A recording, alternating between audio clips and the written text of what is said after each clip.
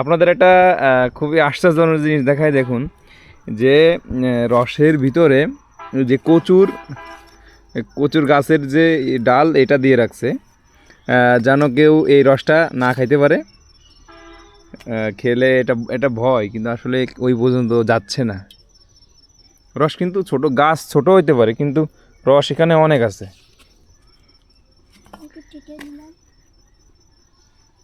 এই চুচাটা একদম টাটকা খাচ্ছে। আসসালামু আলাইকুম রহমতুল্লাহি ওয়া বারাকাতুহু। তো এখন আমরা খেজুরের রস খাবো, একদম টাটকা। এই যে কিছুক্ষণ আগেই এই যে গাছ কাটলো, একদম টাটকা।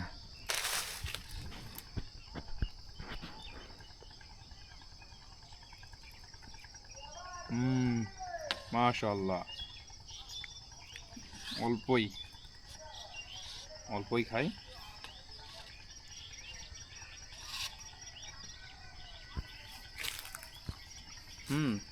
আসলে টাটকা রস যে এত মজা, আসলে না খেলে আপনারা বুঝবেন না।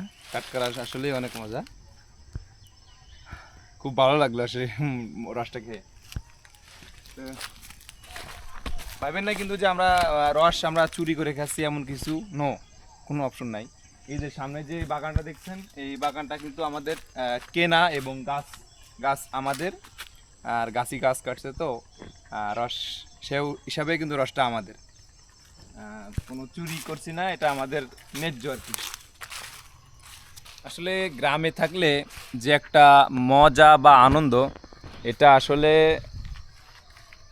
বলে বোঝানো সম্ভব না। গ্রামের শান্তিটা আসলে আলাদা। আলহামদুলিল্লাহ, গ্রামে থাকলে অনেক কিছু কিছু বিষয় আছে হয়তো বা পছন্দ না, কিন্তু অধিকাংশই আপনার পছন্দ না হওয়ার কোনো অপশন নাই। সব কিছু এভারেজে অনেক অনেক ভালো লাগে গ্রামে থাকলে। আসলে ঘুরে ফিরে খাওয়া দাওয়া অনেক মজা, কিচিরমিচির আওয়াজ সকাল সন্ধ্যা, আর এই যে টাটকা রস, টাটকা গুড়। আমরা ইচ্ছা করলে কিন্তু আমরা যখন তখন আমরা গুড় বানিয়ে আমরা খাইতে পারি। এটা আসলে গ্রামে থেকেই সম্ভব। এই যে গ্রামের কিন্তু একদম যে ধুনিয়া ধুনিয়া, টাটকা ধুনিয়া, এটা আসলে কিন্তু শহরে সম্ভব না। শহরে যখন ছিলাম আমরা কিন্তু অনেক দেরিতে দেরিতে যে কোনো টাটকা সবজি পাতাম, কিন্তু গ্রামে থাকলে এই যে টাটকা সবজি আপনি ক্ষেত থেকে সংগ্রহ করে খুবই মজা হবে, আপনি এটা খেতে পারবেন। আজকে পুরা মাঠ ঘুরলাম। মাঝে মধ্যে একটু ঘোরারও দরকার আছে।